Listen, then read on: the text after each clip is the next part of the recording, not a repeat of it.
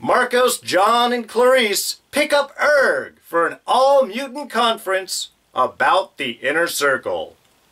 Lauren and Caitlin take an all-girl road trip down to Atlanta, and Reed uncovers a little something from his past. Whole lot of potential, not a lot of payoff. On this week's The Gifted, Season 2, Episode 12. Home.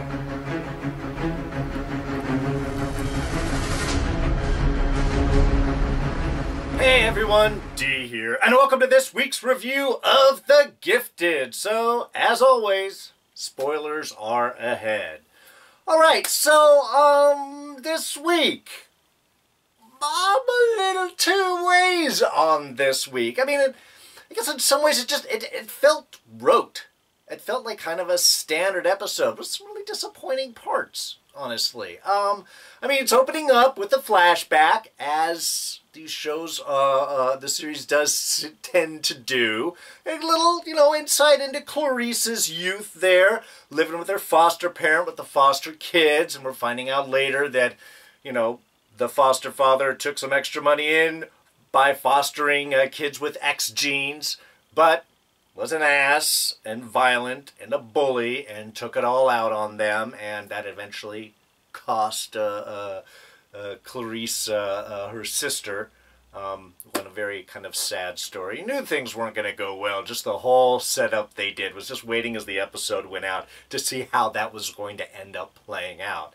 And obviously that feeds into a lot of Clarice's hesitation about fighting battles you can't win. Though that had some issues. I had some issues with that as it sort of started to play out. And then we get a little other history. I mean, I liked seeing Evangeline again. Very interesting seeing how much weight she is putting for Lorna being on the Underground. Also, the fact that she always referred to as Polaris and not as Lorna. It's kind of, I guess, I don't know, the mutant name? More like, kind of like how Erg calls Clarice Blink. This is the mutant assignment, and this is sort of how Evangeline sees her. So, I mean, that was kind of an interesting little note there. We also got a little bit of history on Evangeline and Erg. Basically, that they started the Underground together. He worked the underground tunnels, smuggling mutants out, and Evangeline worked the surface. It sort of makes sense then as the Mutant Underground. Kind of in that way. There was an actual underground component. Unfortunately, they did end up splitting, for they were betrayed by their human allies, which was why Erg trusts no man. Human. Regular person. Whereas Evangeline more on the X-Men approach towards things, theory of working together. It's about, I wouldn't say assimilation, but about coexistence versus sort of a separate thing. So, we get some interesting background with that. And some interesting kind of plays between Andy and Lauren. I love the shot when they went into the dream after Lauren does her whole translation, which was interesting. This is one of those little points. One, I love the fact that she's using Google Translate to translate her grandfather's letter. But I also got the impression last week that she was able to read it. I don't know. That's sort of how I saw last week's end thing when she discovered the compartment and pulled out the letter, that she was able to read it. Now, maybe some of it's in German and some of it's in English. I don't know. It looked like when we saw the letter, it looked like at least the beginning part did seem to be in English, but I couldn't get a good shot off the TV there. So it just seemed kind of an odd thing that she's using that to translate. It pulled me out of it in that moment. Also, again, Google Translate, that's humorous. But when we did have that follow-up dream sequence, because the letter is talking about Fenris has two sides, the light and the dark, and you've got to be able to embrace them both. They have to be in balance in order for everything to work. I mean, that's, an interesting idea. And then we have the dream, and really the clear symbolism is we have Andy wearing the black, the darkness, Lauren wearing the light, the white, the lightness. So a little obvious in the symbolism right there. But it does show that Lauren has been getting stronger, that she is able to finally start to beat back Andy with physical effects on that as well, which then kind of highlights the Frost sisters' needs to bring Lauren in. And the idea is they can use their psychic powers to basically, seems like, kind of burrow into Lauren's mind through the dream connection with Andy. By the time we get to the end of the episode, that certainly seems to be how that's going. And I think a fair debate throughout the episode of, does she want to come willingly, or do we want to manipulate her into it? I think Andy is very observant in seeing that the Frost sisters' plan is really to manipulate Lauren and not just sort of convince her with facts and reasoning and change her mind that way. But he misses his sister, believes it's the right way to go, and he may not know it, but certainly the way the conversations between Lorna and Esme and the rest of the Frost sisters is that Reva wants Lauren over, and she's either with us or she's dead. Usually that's with us or against us. Here, either with us or dead. So, I mean, get some good basic story development lines going on there. But like I said, it felt very standardized, very step-by-step. Not a whole lot of engagement in this episode. Though we did have, you know, a few interesting parts. Alright, so one of the big story movements of the episode, of course, is we have Lorna back in the inner circle playing spy. Very smart. Dangerous, especially with psychics around, but smart. You know, you need somebody on the inside to get information. The downside with Lorna is she pushes too hard. I think I said this last week, and repeating again when she comes up and kind of confronts Max. Hey, what's the plan? What's the secret thing? What are you guys doing? Where are you going? Do you need some backup? Can I come? Well, if I have to save you, where should I be? Just not subtle is what I'm saying here. Now, she does get some good information, and just the line drop of we're going to slay a dragon, and there's only one dragon-like character that Lorna knows. Breathes smoke and changes hands to claws and things like that. So she does get some good information, is able to warn Marcos and everyone else. Though this is the difficulty in being a spy in the midst of the inner circle, is making phone calls and thinking all of these thoughts when you are surrounded by a trio of psychic sisters. Really, shouldn't she be caught? I mean, maybe they have to actively be looking. I'm not sure what the whole strength of the Frost sisters' telepathy and such is, but it seems.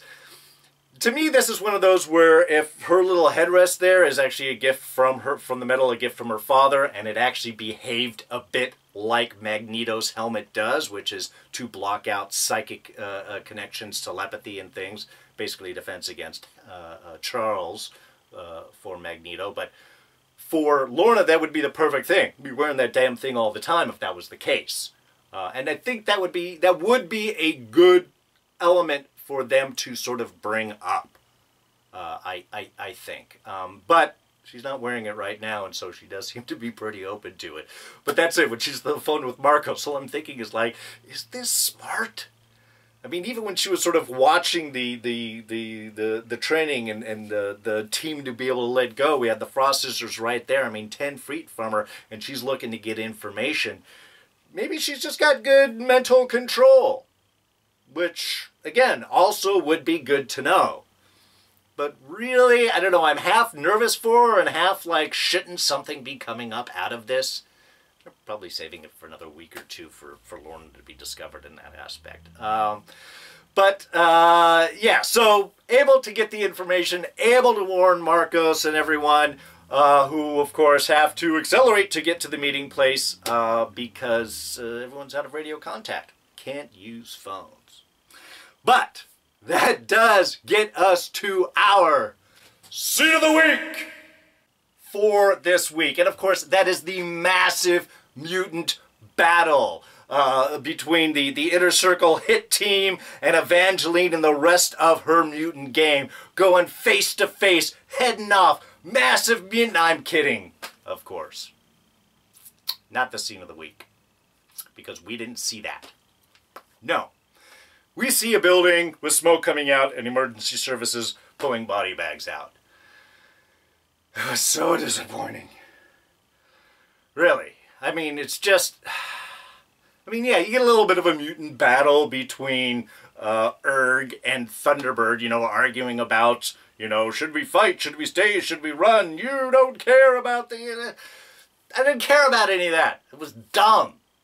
I was very upset that we didn't see any of this battle. We didn't see who Evangeline's sides. I mean, these are supposed to be mutant fighters, leaders of the underground. They're taken out by a trio. By an inner circle trio hit team. That seemed to have to work together. One's got to charge it, one's got to throw it, one's got to blow it up. Unless they did that all in one shot before anybody else could have noticed and took out the entire building, I don't understand the fight. Whoever the Mutant Underground leadership, they seem to suck at combat. I mean, even if we had just got a shot of some of the mutants and Evangeline bringing them together, and then they hear a helicopter, and then they look up, and then, you know, something, and we get to see them charging, or, I mean, some element, even if it was just an introduction, I know it's budget reasons. You can't have a giant mutant battle because they don't have the TV budget for it. They can't play that off. Though, honestly, that seems like a cheap excuse. And like I said, you could still do the setup. You could still see Evangeline. You could still see the mutants. You could still see the preamble to this. As Marcos and the team drive up, are they going to be in time? Are they going to be able to join the battle? Is there going to be some mistake? But we don't see any of that. We just see the aftermath. And it's just disappointing. This is a mutant-powered show. We need to see mutant powers. And not just the same 2 or 3 all the time. I know I'm ranting, but it really disappointed me that we didn't see any of that. We didn't see any intro. We didn't see any group together. And the fact that later on, that Lorna seems to have to get this information from Marcos of what happened to Evangeline and the rest of the group. I mean, the hit team came back. She should have seen that and approached Marcos like, oh my God, what happened? You know, kind of knowing that horror had occurred. But we didn't. So yeah, like I said, just a really disappointing scene off of that. And then, like I said, we got the Erg Thunderbird fight there, you know, arguments. Should we fight? Should we stay? Erg's, I don't want to be involved. I don't trust humans, blah, blah, blah. And again, that's understandable. Nobody's position has changed off of this. Except for Blink, Clarice. And even that was kind of an annoying thing. Her name's not Blink, it's Clarice. You're Thunderbird, man. Marcos is Eclipse. Lorna is Polaris. What are you getting so upset for about the name? It's outside of that, this guy gave it to her, and maybe you're feeling jealous. But you had the whole makeout session at the beginning of the episode. Again, to show the love, to show the connection there. And that was done so that when Clarice leaves, there's supposed to be more of an emotional pain there. But to me, that just annoyed me. Yes, I can understand Clarice's position of, look, the strongest person I ever knew, the bravest person I ever knew was my foster sister Lily, and she went up against her dad and he had 100 pounds on her and knocked her down and broke her neck and she died. You can't fight a battle that you are unprepared for. It's pointless to fight a battle that you know that you're going to lose, and I don't want to see you do this. So I'm going to let you do it, but I'm going to walk away so I don't have to look at it. For love. I love you too much to see you do it. That's not love. It's not. Man, I'm going off, aren't I? But it's not. You fight with someone. You support. You do a better plan. You don't just walk away. Now, if her secret plan is to try and get in with Erg and to try and recruit the Morlocks and so on, okay, you're thinking a few steps ahead. There's some nice chess playing right there. But I don't think that's the case. It may down the road go on that she's like, I have to leave. And then Erg's finally like, but I don't want you to go. We'll take somebody with you. I mean, it's going to be, maybe there's going to be at some point where she's going to pull the Morlocks up into the battle. But that whole arc, that whole sequence was just annoyed the crap out of me.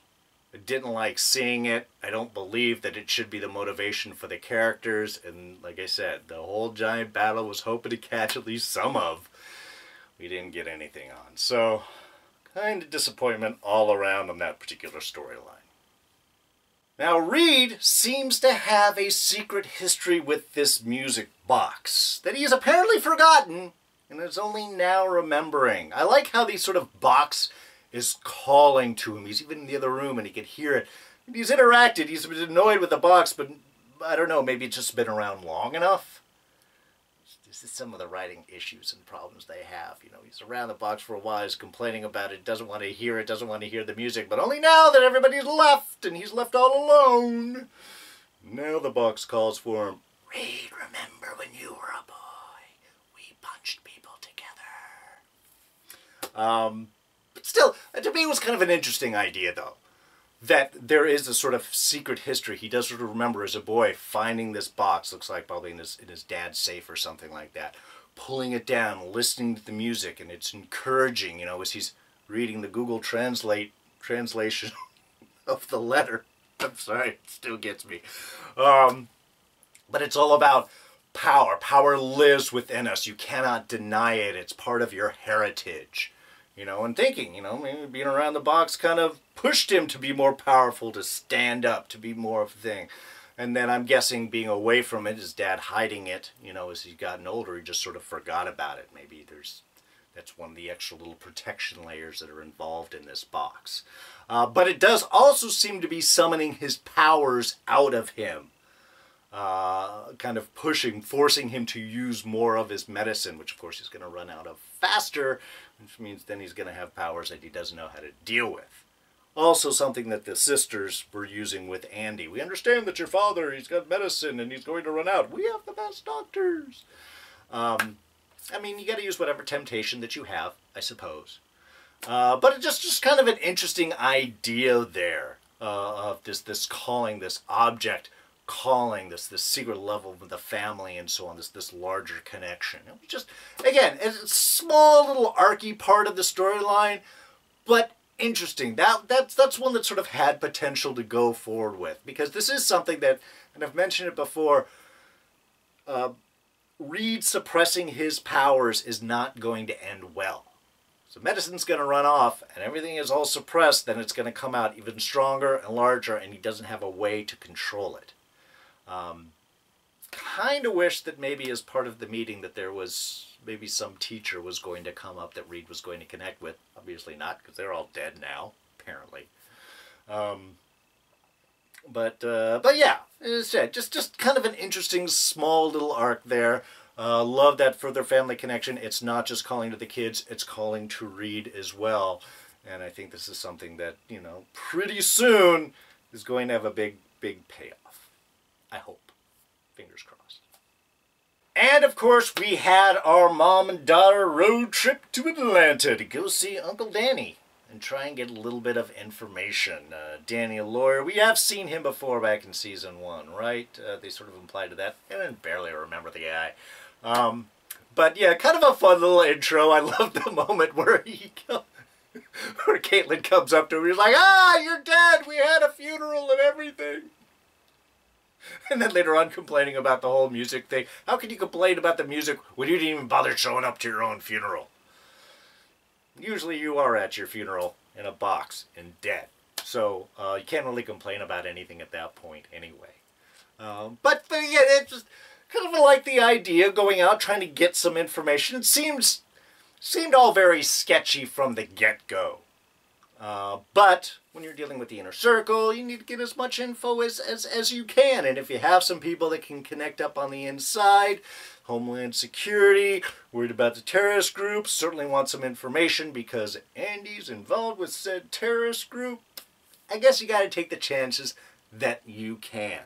And we did have kind of a nice little moment of mom and daughter on the bleachers there talking about this was the place where, this was the makeout place, and oh, she was not such a good girl when she was younger, which gives a little bit of relatability between mom and daughter there, especially since Lauren is going through her own kind of darkness and issues and lashing out with powers, which Mom does support. And that does play out for good reasoning later on here too.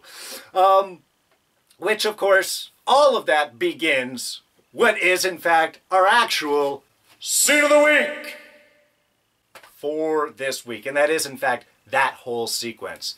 Not so much the whole bleacher sequence. I mean, that was kind of interesting and so on, but it's all part of the same scene. Basically, Danny showing up and revealing that, well, not everything is good. He's wearing a wire. Sentinel Services is on their way.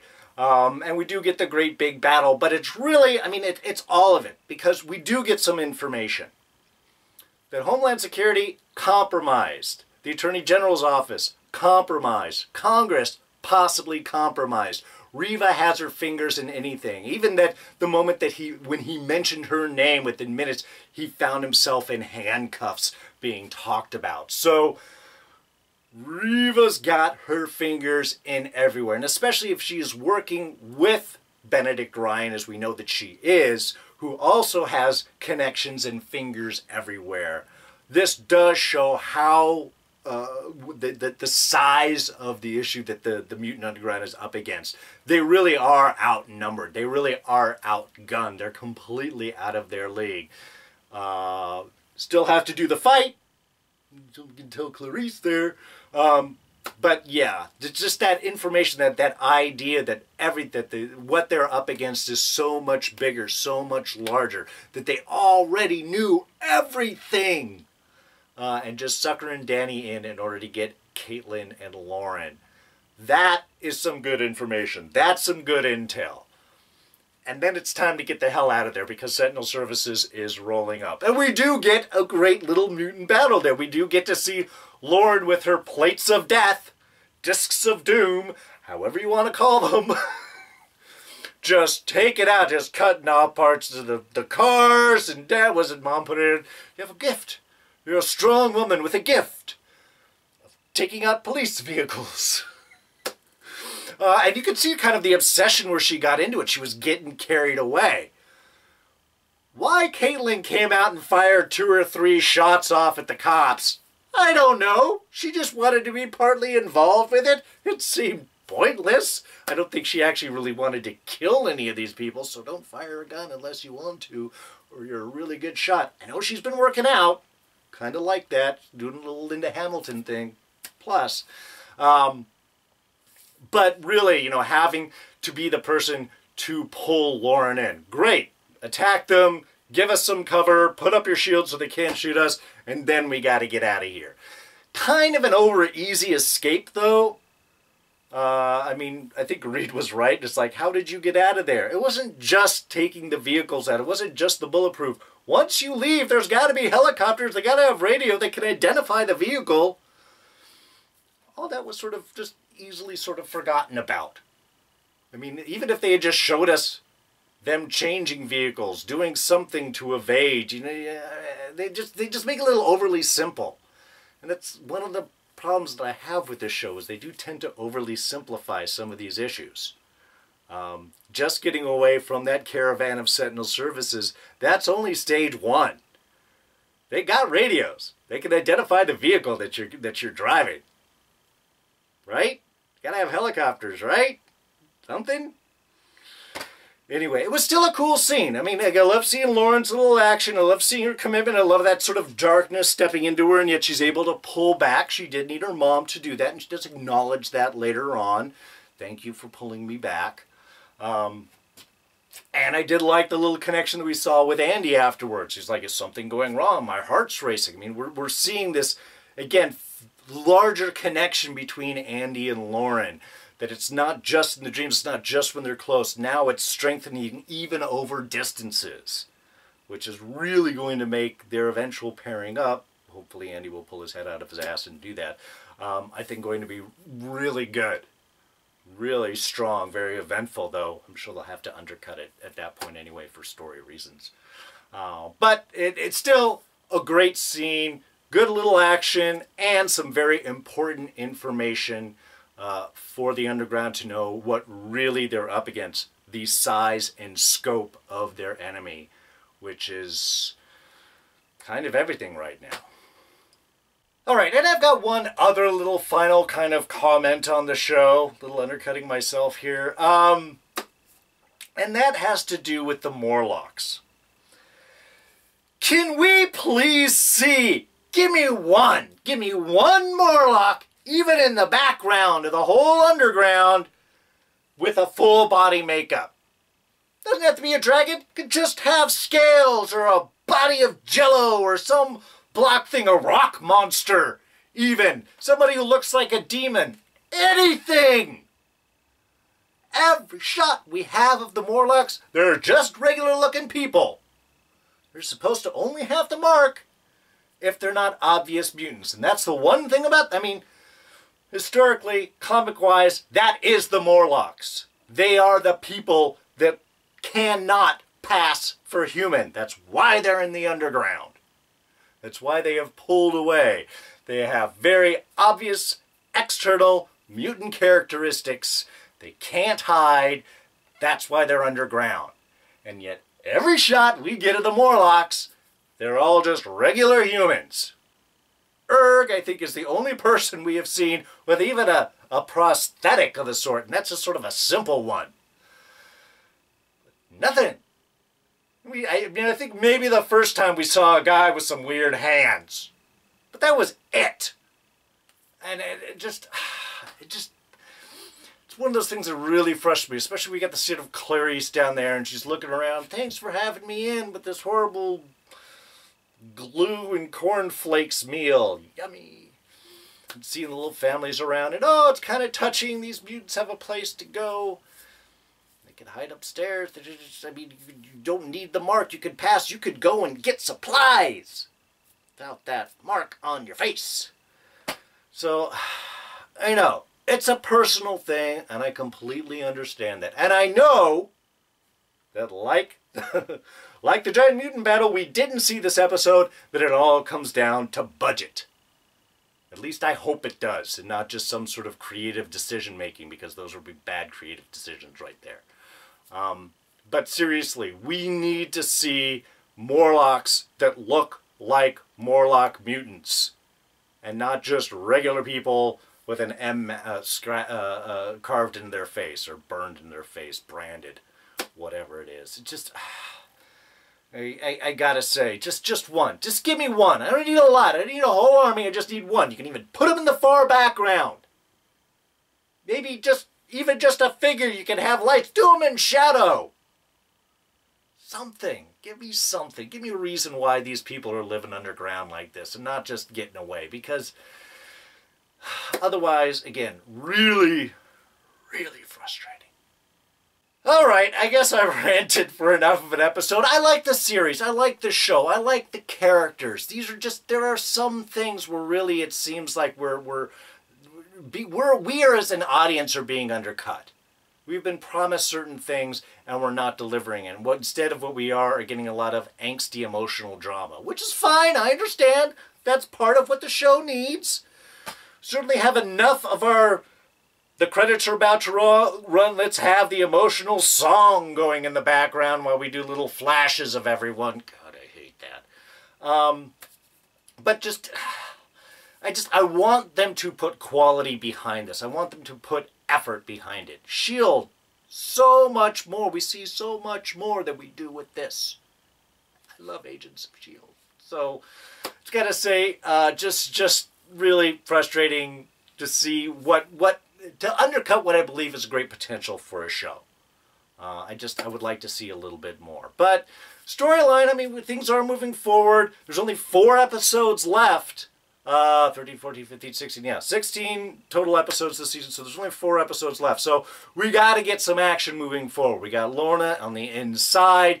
We have the Mutant Underground. Certainly undercut, small group. They got no backup, and they're up against a giant behemoth with resources up the yin-yang. So we do have our underdog Underground,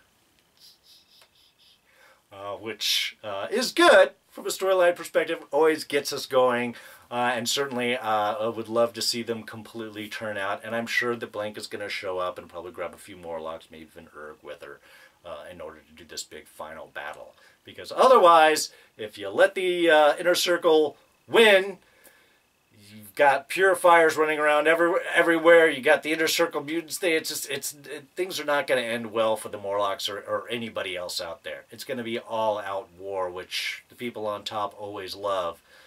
But the people on the bottom, they're the ones that suffer. So hopefully we will get some good development for the rest of this season. Now, is there anything else I was going to talk about? Oh, yeah! Far From Home trailer dropped this morning.